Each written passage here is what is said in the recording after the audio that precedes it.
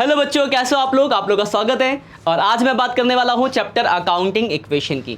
देखो, accounting equation में दो टॉपिक है आपके।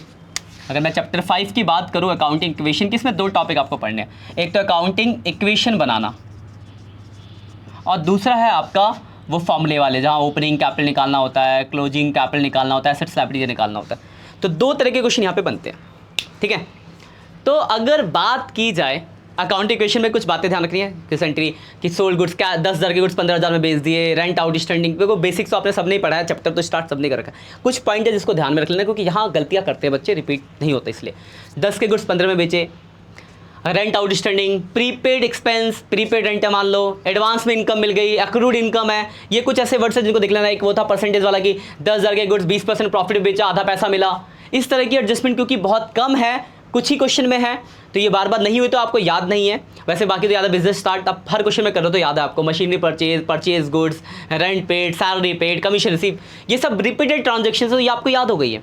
पर ये जो मैंने बात करी, रेंट आउटस्टैंडिंग, एडवांस में prepaid rent, accrued income, advance income, ये सब कहीं कहीं रियरली क्वेश्चन में मिले गए हैं।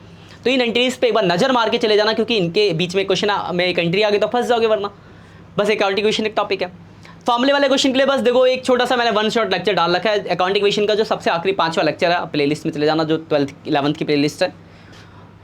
एक लेक्चर जिसमें सारे फॉर्मूले हैं। ओपनिंग कैपिटल निकालना, जैसे ओपनिंग कैपिटल का फॉर्मूला, क्लोजिंग कैपिटल का फॉर्मूला था opening capital plus additional capital plus net profit minus drawing. फिर फॉर्मूले कैसे चेंज हुए। लेकिन सिर्फ ऐसे देख के नहीं, आपको क्वेश्चन करने पड़ेंगे। तो आप उस लेक्चर को देख के, अगर आपने नहीं पढ़ रखा तो देख के क्वेश्चन कर लेना। अगर आपने पढ़ रखा है तो वेल एंड गुड है। तो एक ये टॉपिक है, एक टॉपिक है ये वाला अकाउंटिंग इक्वेशन का टॉपिक, तो फिक्स आएगा 4 नंबर का भाई।